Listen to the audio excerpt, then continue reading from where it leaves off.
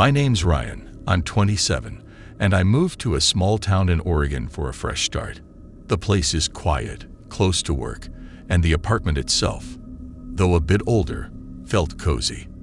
At first, I loved it.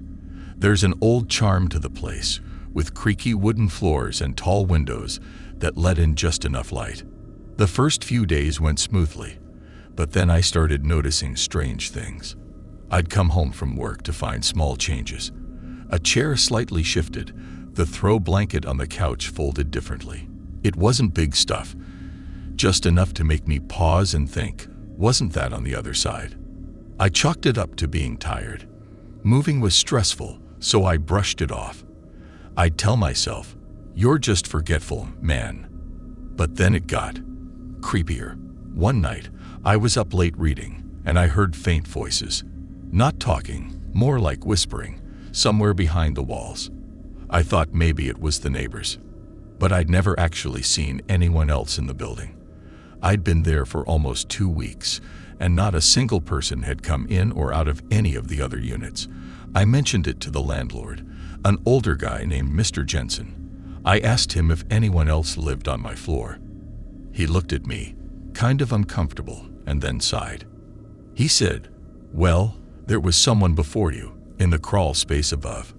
We had to evict him. He was living up there without us knowing for months, sneaking into apartments to steal food, and God knows what else."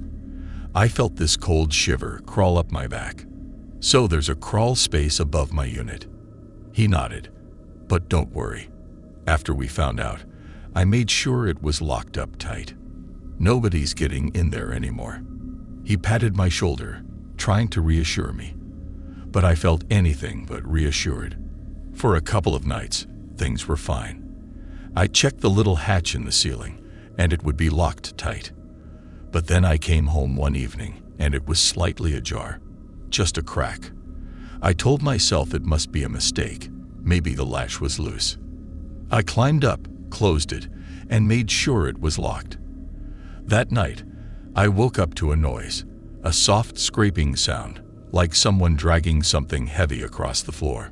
My heart was pounding. I lay there, not daring to breathe. Then I heard it. Soft, slow footsteps, right above me. The next morning, my kitchen cupboard was open. A can of soup was missing. That's when I knew someone was there. I tried telling myself it was paranoia, that there was no way anyone could get in. But every night, I'd hear those faint sounds, those footsteps. And every day, I find something different, like they were mocking me, showing me they could slip in anytime they wanted. One night, I couldn't take it anymore. I packed a bag, left a note for the landlord, and drove straight to a friend's place. I never went back. Mr. Jensen called a few days later, saying he didn't find anyone in the crawl space. But I know someone was there, hiding in my apartment, watching, just waiting for the right moment.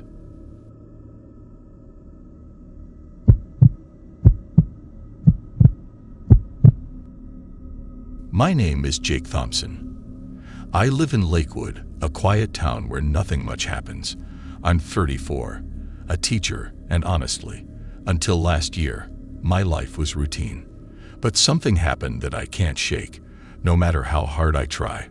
This is that story. It all started with a deal I made with my brother Tom. We both live alone and travel a lot, so we agreed to house sit for each other when one of us was out of town. I'd recently watched his place for a week while he was out, making sure to lock up before I left. Nothing out of the ordinary, or so I thought. When Tom returned, he said he'd noticed odd things, small things I brushed off as paranoia. A coffee cup that looked like it had been moved. His jacket folded differently. "You're overthinking it," I told him. But the look on his face, he wasn't convinced. He swore he hadn't left things that way. I chalked it up to him being tired from his trip. A few weeks later, I went out of town, leaving my place under Tom's watch. Late one night, I got a text from him. "Hey, you home?" I replied, "No, remember, I'm still away." The next message sent a chill down my spine.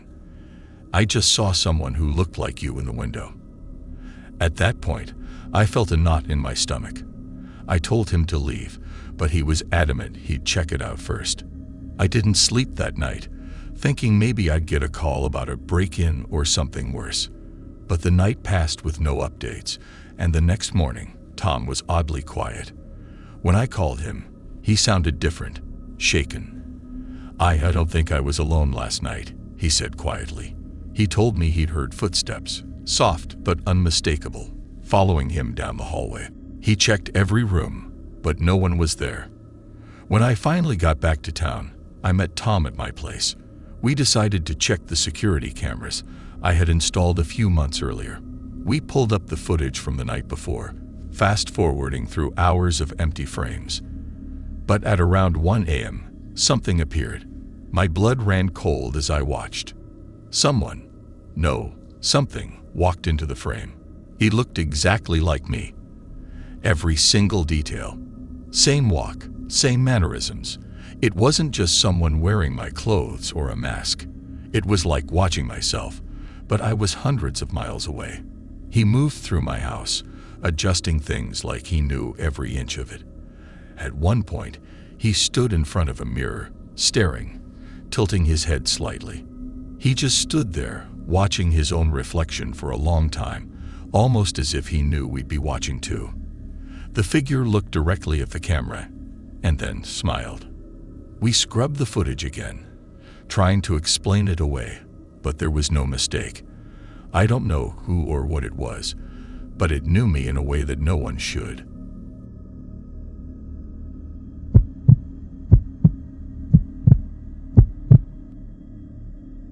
My name's Jessica, and I live in a small town in Oregon. I'm a pretty laid-back person, the kind who enjoys quiet evenings with Netflix and takeout. This story still gives me chills every time I think about it. I'd never experienced anything truly scary until one night, when something that should have been so innocent, a simple food delivery, turned into something out of my worst nightmares.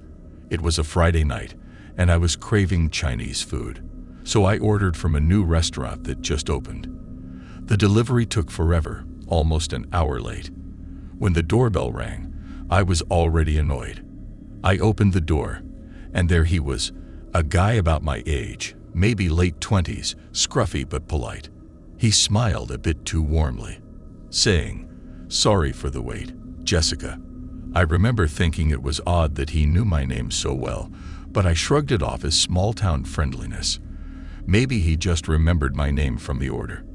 The food was decent, nothing special, and I went on with my night. The next evening, around the same time, my doorbell rang again. I wasn't expecting anyone, but there stood the same delivery driver with another bag of food. I didn't order anything that night, so I told him there must have been a mistake. He laughed and said, "Consider it on the house. We're just spreading the word." I took it, confused but thankful for free food. However, something felt off, so I called the restaurant to make sure. The manager told me they had no record of sending out a free meal, and they hadn't made any orders for my address that night. I tried to brush it off, convincing myself it was just a weird coincidence. The deliveries kept coming, almost every night now. Each time, the driver smiled just a little too much, lingering longer at the door. A few nights in, I found a small note inside one of the bags. It was handwritten and said, "Hope you enjoyed your show last night."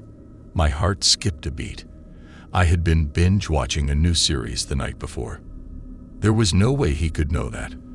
I locked my doors, checked my windows, and told myself he was probably just guessing. Then, another note came. This one read, "Blue really suits you." That was the color of my pajamas from the night before. Panic started to creep in, but I still didn't know what to do. Should I call the police? What could I say? One night, I heard a noise coming from my living room, a soft shuffle. I was alone in the house. My heart pounded as I crept down the hall, feeling the floorboards beneath my bare feet. When I got to the living room, no one was there, but on the table sat another bag of food with a note that read, "I like watching you."